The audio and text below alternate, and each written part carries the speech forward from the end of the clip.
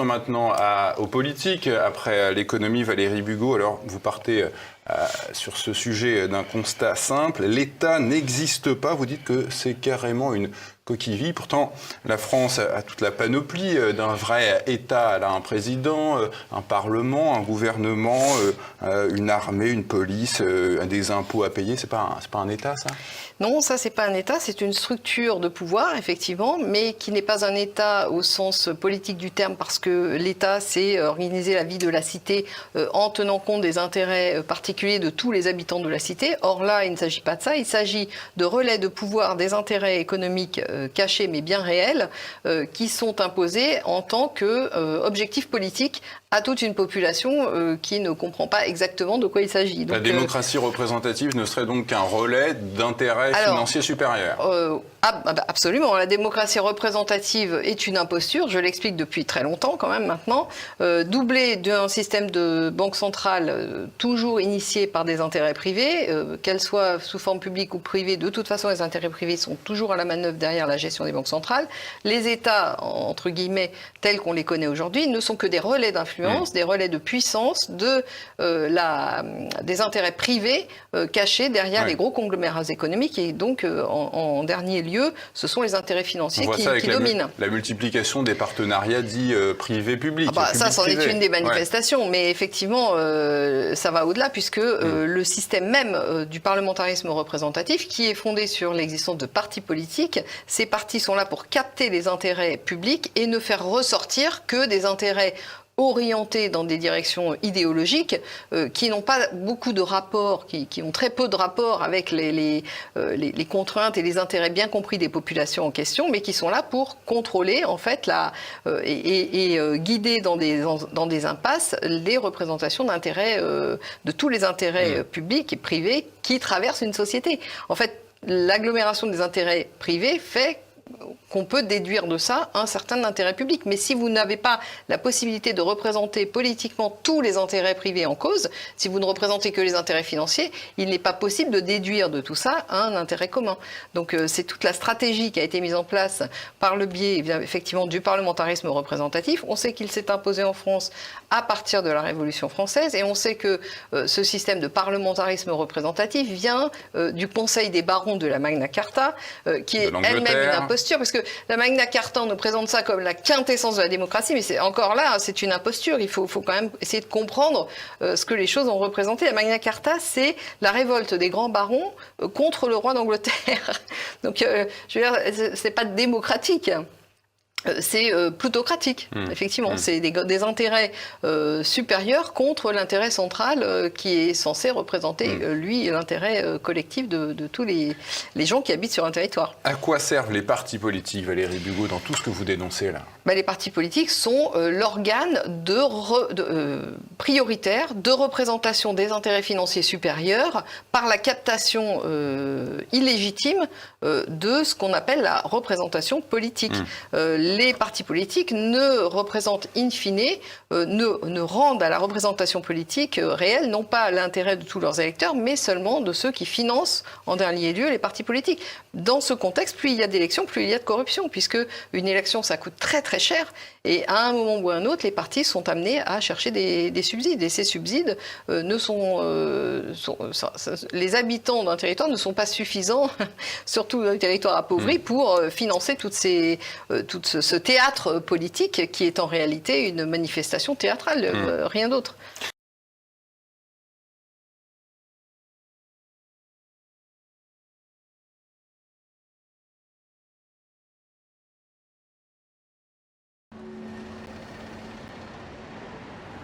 Car c'est alors que les premières banques s'installent à Londres et que l'activité financière se professionnalise.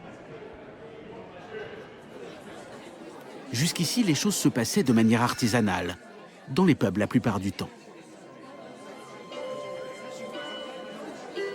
Un riche marchand y avait sa table, où il donnait ses rendez-vous d'affaires.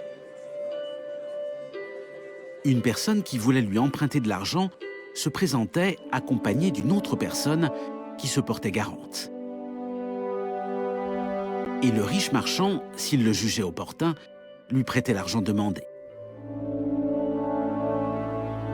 C'est la pratique qui va changer après la mort de Charles Ier.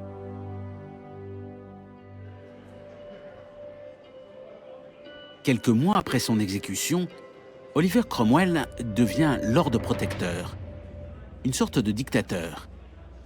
Et il autorise les Juifs à revenir en Angleterre. Ils en avaient été expulsés plusieurs siècles auparavant.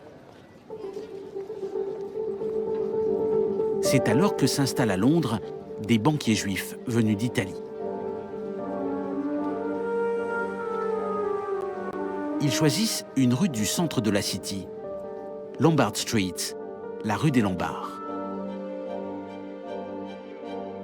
Leurs maisons seront exclusivement consacrées à leur activité professionnelle. Ce sont les premiers bureaux, au sens où nous l'entendons aujourd'hui.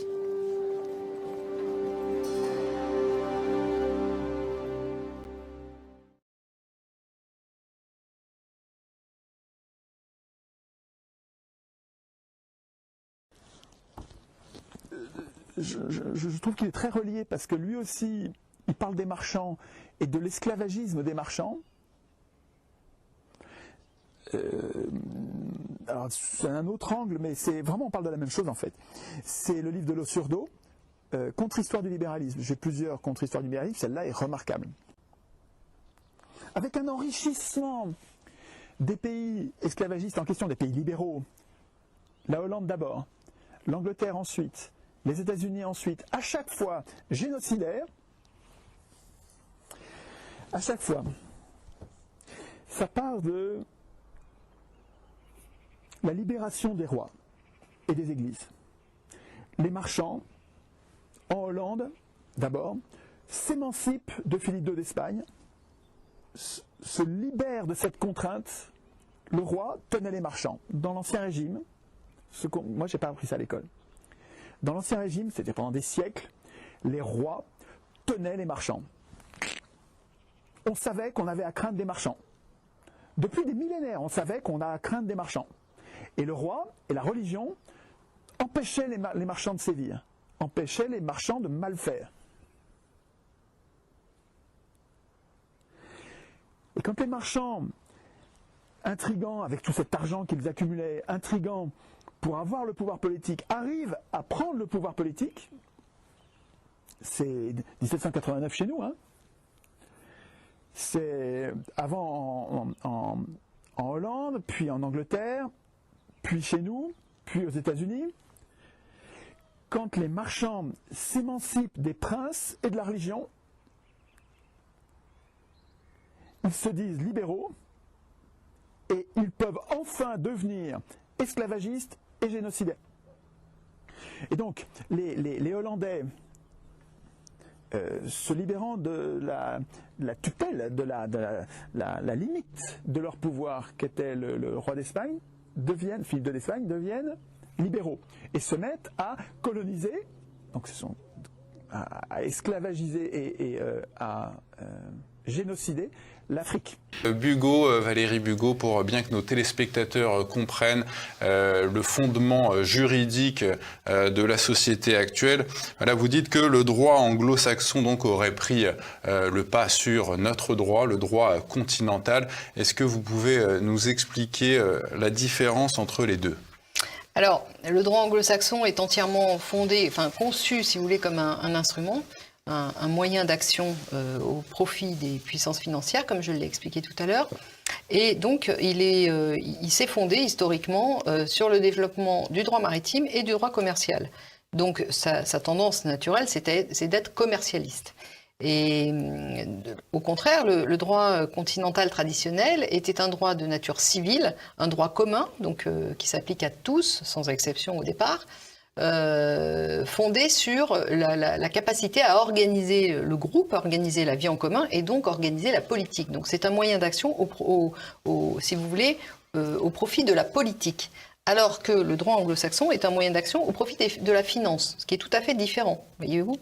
Donc ces deux droits ont une nature et ont une finalité qui n'a rien à voir dès le départ, dès que les développements impérialistes de l'Empire britannique se sont faits, comme je l'ai élaboré au-dessus, un peu plus tôt. Ce qui se passe, c'est que étant donné que cet empire britannique s'est transféré, vous savez, au cours du XXe siècle dans l'empire américain, le droit anglo-saxon est resté une arme au profit des mêmes puissances, c'est-à-dire des puissances financières, pour élaborer, si vous voulez, le droit international. Donc, et l'extraterritorialité des lois américaines qui en découlent. On parlera après de ça. Mais bien que, si vous voulez, que le droit international se soit paré de vertus humanitaires, de paix politique et de paix militaire, la réalité, c'est que le droit international tel qu'il s'est élaboré tout au long du XXe siècle est en fait une émanation de cette hégémonie financière. Démocratie, droits de l'homme, tout ça. Oui, mais ça, c'est toujours pareil. C'est comme le capitalisme, si vous voulez. C'est des mots qui ont été mis comme des enveloppes idéologiques pour, en fait, cacher la réalité, déguiser la réalité de l'hégémonie financière qui se cache derrière. Donc, et puis, un des objectifs essentiels de ces financiers, ça a été justement de supprimer le droit continental en tant qu'il était un représentant du pouvoir politique réel. Et pour ce faire, le droit, il y a eu plein de gens qui se sont occupés à faire évoluer le droit continental, en tout cas le droit civil chez nous, de façon à le rendre compatible avec le droit commercial. Alors justement, et ça a été sur le modèle de la propriété économique. Comment elle se traduit, cette soumission du droit continental par le droit anglo-saxon ? Elle se traduit par la chose suivante, c'est que le droit civil a évolué, s'est modernisé. Alors ils disent modernisé, mais la réalité c'est qu'il a évolué pour devenir du droit commercial. Donc on a un droit commun qui devient un droit commercial, alors que le droit commun était un droit civil. À quel moment ça ? Ça s'est fait au fur et à mesure du temps, et je dirais que la période la plus Le Code de commerce de Napoléon ? Alors, effectivement, le Code de commerce de Napoléon entre dans cette tendance lourde. C'est-à-dire que Napoléon, il a voulu, si vous voulez, utiliser les armes de l'adversaire pour tirer des bénéfices personnels en établissant des règles qu'il pensait être des règles propres. Alors, c'était partiellement vrai, mais la réalité, c'est que la tendance de fond n'était pas donnée par lui. Et que quand on utilise les règles de l'adversaire, on est perdant à tous les coups. Mais ça, il ne l'a pas su lui-même. Mais il a déjà élaboré la Banque de France, créé la Banque de France, et ensuite créé le Code de commerce pour singer si vous voulez, les Britanniques, alors que ce sont les Britanniques qui avaient le contrôle réel de toutes ces institutions. Mais à l'origine, son but était quand même d'essayer de se sortir. Oui, mais justement, ça c'est intéressant parce qu'en essayant de se sortir des griffes de l'adversaire, en utilisant les armes de l'adversaire, on voit que ça ne marche pas. Donc, avis aux amateurs de politique actuelle dans le monde entier. On est en plein dedans. Si vous utilisez les armes de votre adversaire, vous ne gagnerez jamais parce qu'ils sont beaucoup plus armés que vous et ils connaissent beaucoup mieux les méandres du système qu'ils ont créé que vous. Et ils vous dépasseront toujours. Donc ça, c'est intéressant à souligner. Donc cette soumission, elle s'organise de deux manières. Et vous dites, voilà, elle est d'ordre la première attaque institutionnelle. Ah oui. Alors effectivement, le droit continental tel que nous l'entendions traditionnellement, et en particulier en France, parce que la France a été un très beau représentant de ce droit continental. Elle l'a poussé à sa puissance, à son rayonnement maximum, si vous voulez. Et il y a eu 4 attaques, donc 2 qui sont d'ordre institutionnel et 2 qui sont d'ordre conceptuel. La première attaque, c'est ce dont on parlait au début d'émission, c'est-à-dire le changement dans la façon de faire le droit et qui s'est cristallisé, enfin qui s'est fait au moment de l'imposition du parlementarisme représentatif. Parce que un régime qui tourne autour du Parlement et dont la seule fonction est de créer du droit, en fait, est antinomique avec le droit. Parce qu'un organisme qui a pour fonction de créer du droit n'aura de cesse que de surenchérir sa mission, si vous voulez, pour montrer sa puissance, pour développer sa puissance et son contrôle. Donc en réalité, c'était le